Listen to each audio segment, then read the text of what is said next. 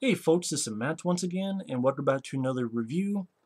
Now this is a film I reviewed about 4 or 5 years ago, and very nice guy, good friend Michael Keane actually sent this to me for Christmas. If he's watching this, thank you so much for that. It was on my Amazon wish list, and I'm very glad to have this on Blu-ray. And that's Cellular, a very underrated thriller, action, and the people involved, you have such a talented group of people, and you made a very fast-paced, short, to the point, exciting chase thriller. Entertainment Weekly, pure chase thriller excitement. Ebert and Roper, 2 thumbs up, surprising enough. And with the people involved, who came with Larry Cohen came up with the story of this film.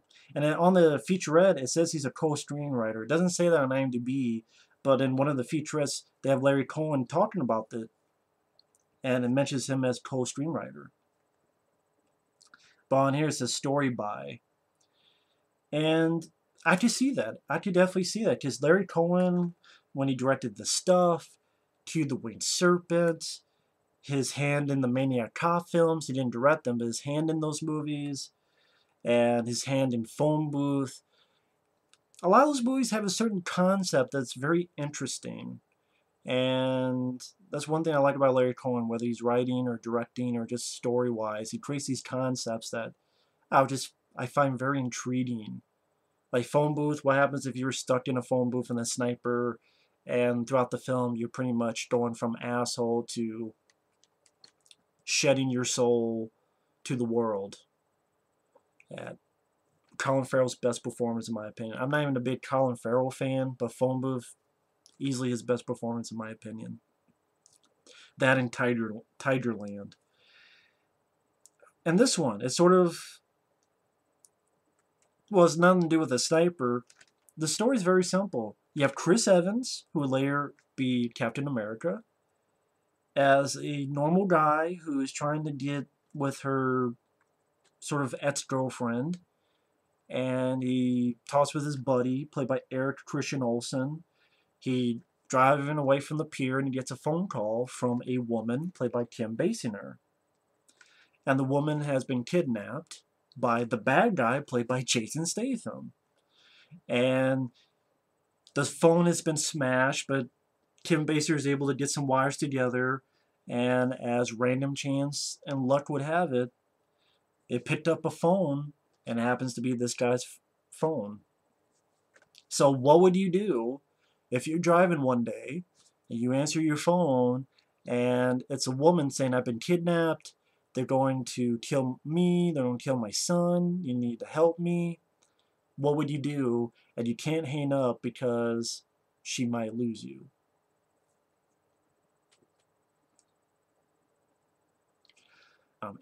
And he couldn't even really call back because the phone's been smashed. She can't answer it. She could just twist wires together and, that sort of thing. So, very interesting idea.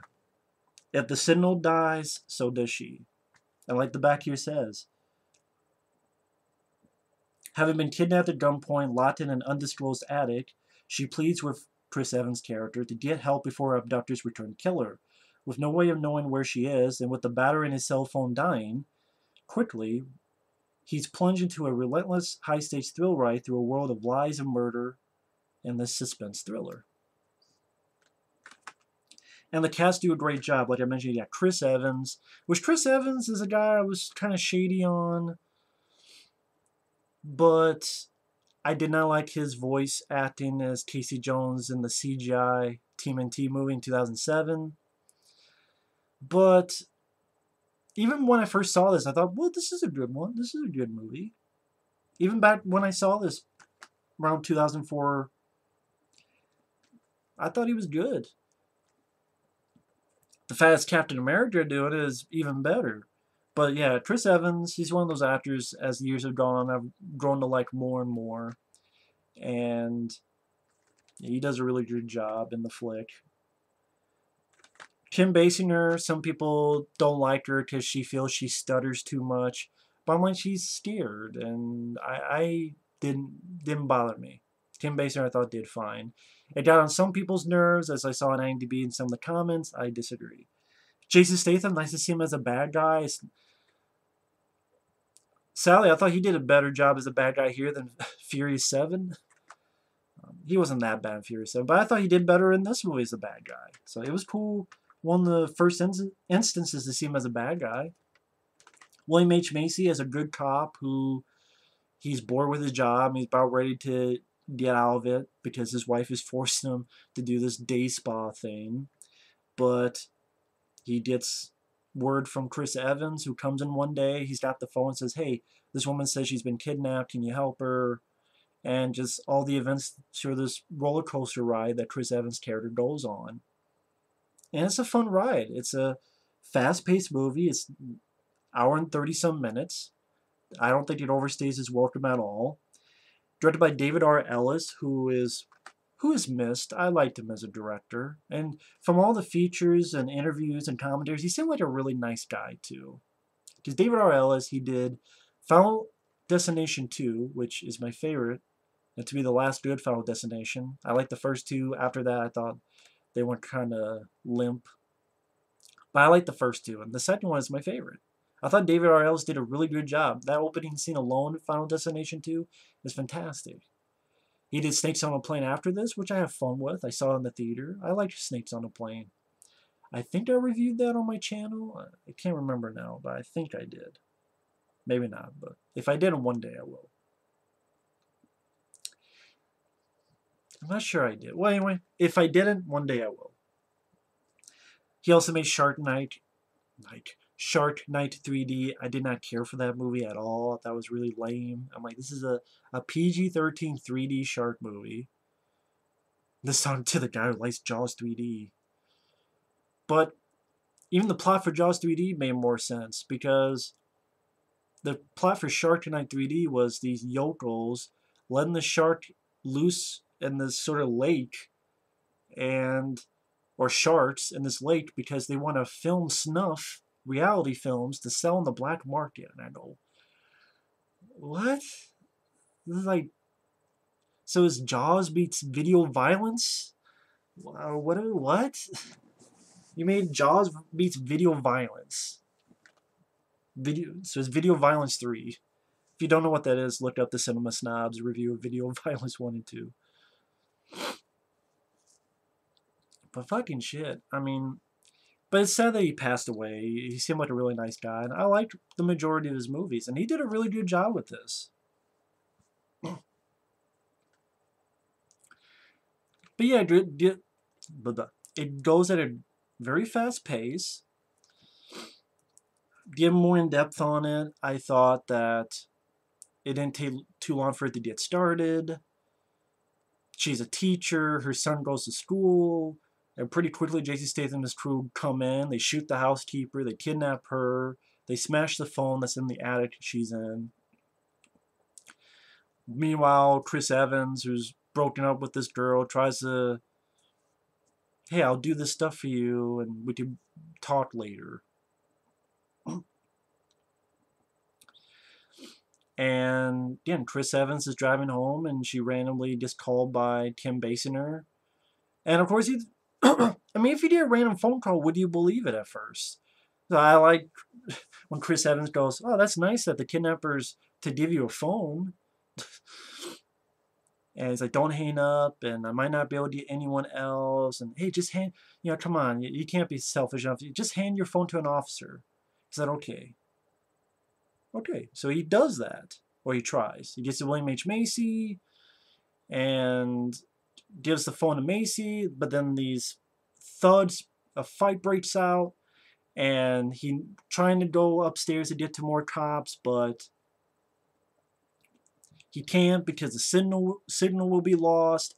Then he overhears what's going on, and then he has no time because now her son is getting out of school, and they're going to get her son, and it's going to be 10-15 minutes. So he's got to make a choice. He's got to go after to save the son from being kidnapped. But that doesn't work out, so he has to steal the security guy's car to chase out kidnappers. But that doesn't work because he gets stuck in traffic. So he's got to, and then the battery's going low, so it's all this just avalanche of shit that calls upon Chris Evans' character.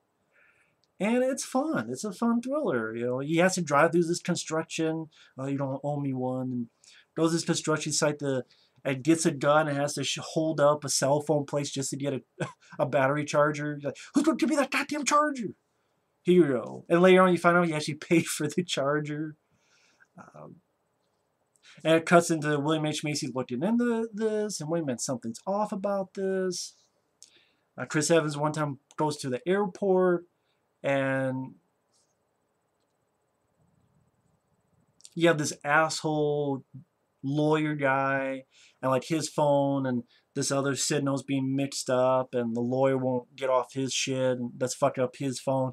And it's the same guy who's the asshole in Hostel. If you remember Hostel, at the end where you have that crazy guy at the end that, you know, should I shoot him? No, that's not good enough. That's not good enough. And he's talking to I guess you would say the lead guy in Hostel. But he's the other guy, the ass is like, maybe I should shoot him, yeah? Make it quick. No, I shouldn't make it quick. He's that guy. I think he had a bigger role in Hostel too, but I wiped that out of my memory because it's such a huge piece of shit.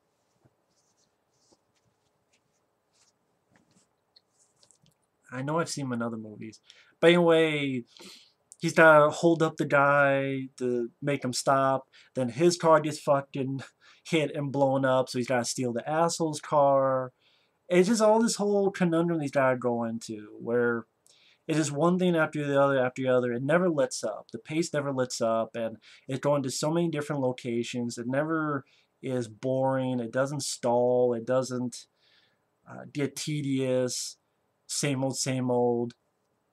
Like, then you find out that Statham and them are cops. It's like, what's going on? Then has something to do with this videotape and a murder of these drug dealers and being chased by Jason Statham. William H. Macy find out what's going on, and the woman that's at this house is not really the woman of the house, Kim Basinger's character. It's another woman who's with the bad guys, and William H. Macy gets to be a bit of a badass in this, which I like William H. Macy as an actor, and it's rare for him to get to play that kind of role, and he still got a good sense of humor and a lot of chuckles out of me. Very likable character, really good guy, just trying to do the best that he can. But he gets some nice, good, badass moments, like when he slides off and pops them into the bad woman. I say that because I forget the actress's name or the character's name. And then, like, one funny thing is that Chris Evans has to go into the impound to steal the lawyer's car again while the lawyer's there, the asshole guy. Just all this stuff that happens until you get to the ending with all this stuff happening in this pier and all the characters sort of meet up with each other. Another thing I liked is that when Chris Evans fights Jason Statham, Chris Evans doesn't stand a chance. Like, Jason Statham beats up very easily and very quickly. So Statham, he outmatches Chris Evans' character. But him and William H. Macy are able to outsmart Jason Statham to the point where Chris Evans actually calls Jason Statham's phone, and then William H. Macy hears it and shoots in that direction, stops Jason Statham. And then on top of that, Chris Evans goes out and beats the shit out of this guy who's trying to hurt Kim Basinger and her family, just beats the fuck out of him and knocks him out. And then also, it's one of those ways when the movie ends, the movie ends. It doesn't spend 10, 15 minutes on bullshit. The movie ends, it ends. And it's very... It's like you take a movie, you cut out the fat. That's what this movie is. And even at the end, they do this really, I thought, pretty clever thing with the credits, where they show all the time someone looked at a phone, and then when there's an up close of the phone, it's a credits like starring Kim Basinger, and then another guy looking at his phone, boom, Chris Evans. Even that little touch I thought was fun. So I really like the idea behind the film. You know, if you're a random guy, you get a random phone call where a stranger tells you she's been kidnapped. What do you do? It goes at a very fast pace. It's a chase movie, which I like those. You don't Not too many movies you see. There's one that looks interesting coming out next year called Kidnap with Halle Berry. I actually look forward to that. Great cast. Chris Evans does a wonderful job as the lead. Very likable guy. William H. Macy. Jason Statham's a good bad guy. Kim Basinger. I liked her as an actress. Last time I saw her was in that shitty Grudge Match movie, but she wasn't the problem with it. David R. Ellis did perfectly fine. He is a guy who has worked in the past doing second unit on action films, so he knows how to handle action scenes. I didn't know it was like confusing shaky cam or anything of that nature. It it didn't fuck around. It was pretty to the point with its story. There's not many points of the story where it kind of stalled and like, okay, where's it going next? Well, when I say that, I mean as if like it's not boring. I guess it's another way to say for me to say I don't think it's boring at all. I think it's a very well done film, very underrated film. It cost like 25 million. It only made like 30, 32 million in the U.S. So I don't even know. I don't even know if that means breaking even. Because yeah, say okay, it's 25 million, but the studio gets half of that. So if the studio gets half of that, just because it cost 25 and made 32 doesn't mean they broke even. Usually you gotta make double what you cost in order to break even. Plus you also add in advertising. So I don't know if maybe it did make some money overseas, but if you base it on the US, it flopped, which is sad. Alright, it definitely didn't make much money. And again, no one ever talks about this film. And that's one of the reasons why I wanted to start this channel in the first place. Was not just to rant on stuff. It's fun to rant, but it gets boring after a while. I also like talking about movies like this, where I'm like, hey, I think this is a hidden gem. It's an underrated gem. It's a good thriller. It's a forgotten film that doesn't deserve to be forgotten. Fast-paced, good characters, good actors, very capable director, a fun story made by Larry Cohen, capable action scenes, good thrills, no bullshit downbeat endings or lollygagging around. It's a fun movie. It's a good thriller, and if you've never seen it, it's well worth a look. I mean, I gave everything away, but hopefully people know by now you can stop 5 minutes in and keep going. But I really enjoy this film, and that's my thoughts on Cellular. To me, a hidden gem. But anyway, thanks for watching. Take care, and we will see you later. Bye-bye.